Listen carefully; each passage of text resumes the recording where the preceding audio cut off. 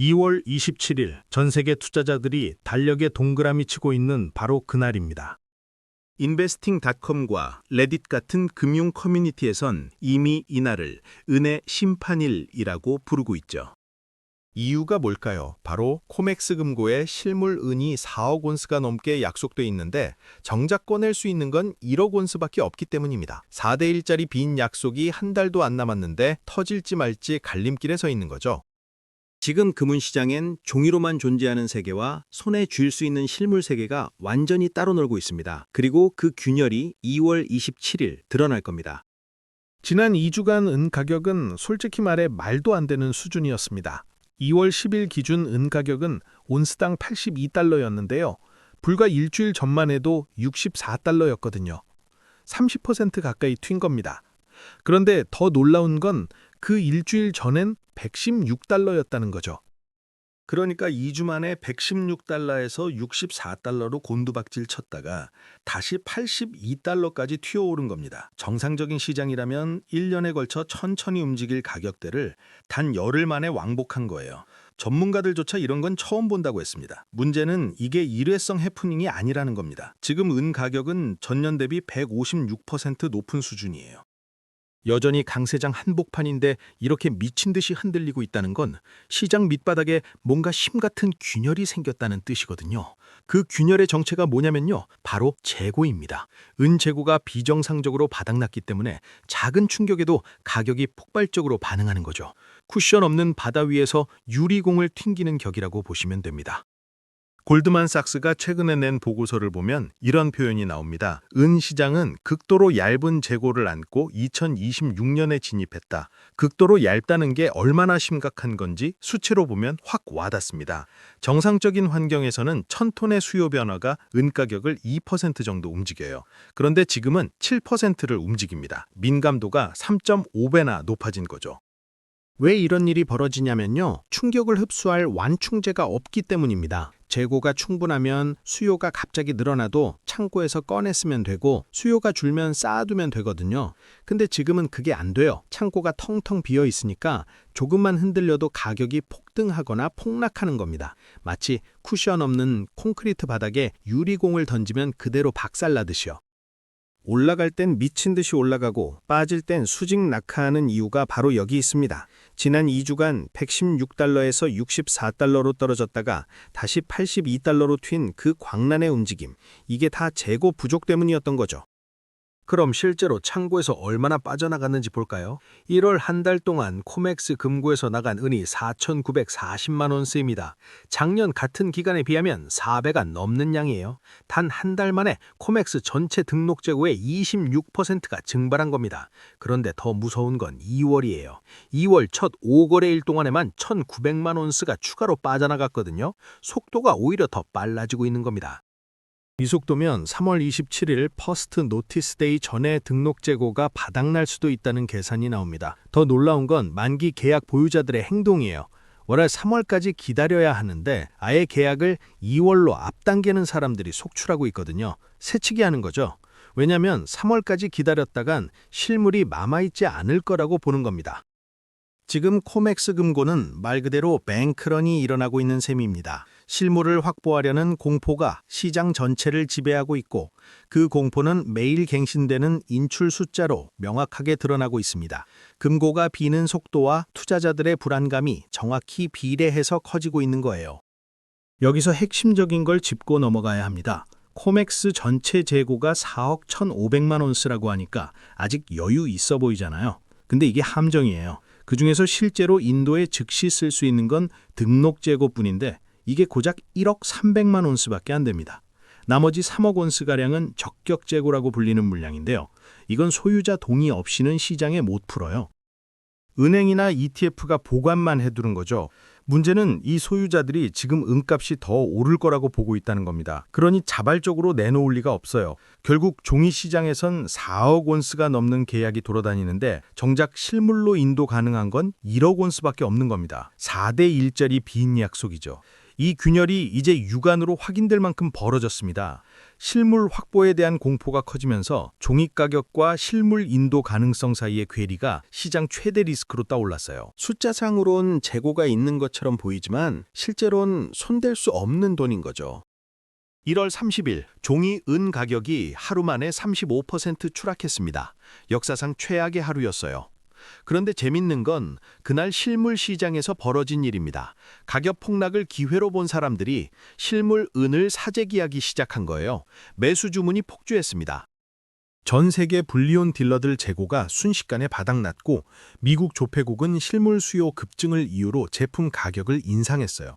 종이 시장에선 트레이더들이 패닉에 빠져 포지션을 던지고 있는데 실물 금속을 손에 넣으려는 수요는 수직 상승한 겁니다. 완전히 정반대 방향이었죠.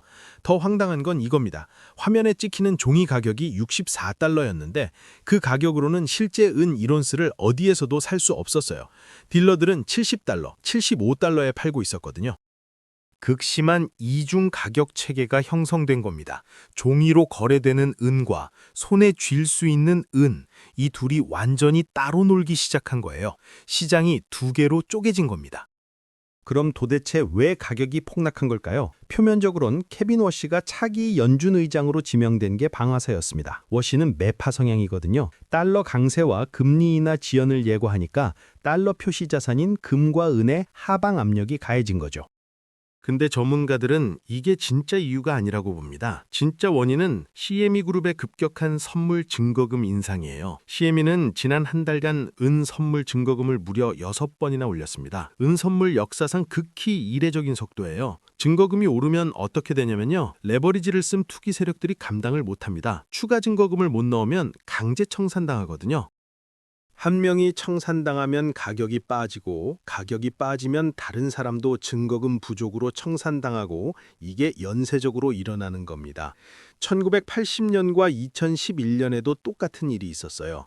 거래소가 증거금을 급격히 올리면 레버리지 투기꾼들이 도미노처럼 쓰러지는 거죠. 이번에도 정확히 그 시나리오가 재현된 겁니다. 이번 폭락으로 시장 구성원이 완전히 바뀌었습니다. 레버리지를 이용했던 투기 포지션은 대부분 쓸려나갔어요. 빚내서 베팅한 사람들은 다 정리된 겁니다. 그런데 반대편에선 완전히 다른 움직임이 일어났습니다. ETF와 실물 투자자들이 가격 하락을 강력한 매수 기회로 본 거예요. 자금이 대거 유입됐습니다. 특히 아이쉐어즈 실버 트러스트, 그러니까 SLV에는 한 주 만에 24억 달러가 들어왔어요. 원자재 ETF 중 최대 기록이었습니다. 전문가들은 이제 은에 대한 배분이 단기 트레이딩이 아니라 포트폴리오 차원의 전략적 배분으로 전환됐다고 평가합니다. 무슨 뜻이냐면요. 빠른 수익을 노리고 들어왔다 나가는 게 아니라 장기적으로 보유하겠다는 거죠. 30대 직장인 김대리 같은 사람들이 월급 일부를 꾸준히 넣기 시작한 겁니다. 단타 치려는 게 아니라 노후 대비용으로요. 결과적으로 시장엔 빚을 낸 투기꾼 대신 현금을 보유한 장기 투자자들이 남게 됐습니다. 반등의 체력이 강화된 거예요. 약한 손은 떨어져 나가고 강한 손만 남은 겁니다. 한편 중국은 최근 은 수출 라이선스 제도를 강화하며 자국 내 실물 은 물량을 전략적으로 축적하고 있습니다. 서방의 종이 가격이 폭락하는 동안에도 상하이 실물 시장에선 훨씬 높은 프리미엄이 붙은 채 거래가 지속됐어요. 같은 은인데 중국에선 비싸게 팔리고 있었던 겁니다. 일각에서는 이런 분석을 내놓습니다. 중국이 종이 가격을 인위적으로 누른 뒤 서방 금고의 실물을 싼 값에 흡수하려 한다는 거죠. 위안화의 기축 통화화를 추진 중인 중국 입장에서 실물 귀금속 확보는 전략적으로 매우 중요한 과제거든요. 실제로 코맥스 금고의 재고가 줄어드는 속도와 중국의 매수세는 묘하게 맞물려 돌아가고 있습니다. 서방에선 종이 가격이 폭락하며 투자자들이 패닉에 빠져 있는데 동양에선 그 실물을 조용히 빨아들이고 있는 거예요. 가격 결정권이 서서히 서방에서 동양으로 넘어가고 있다는 신호일 수도 있습니다. 그렇다면 2월 27일 이후엔 어떻게 될까요? 크게 세 가지 시나리오가 있습니다. 첫 번째는 평범한 상황이에요. 과거처럼 대부분 현금 결제로 마무리되면서 코맥스가 위기를 넘기고 가격이 횡보하는 겁니다. 별일 없이 지나가는 거죠.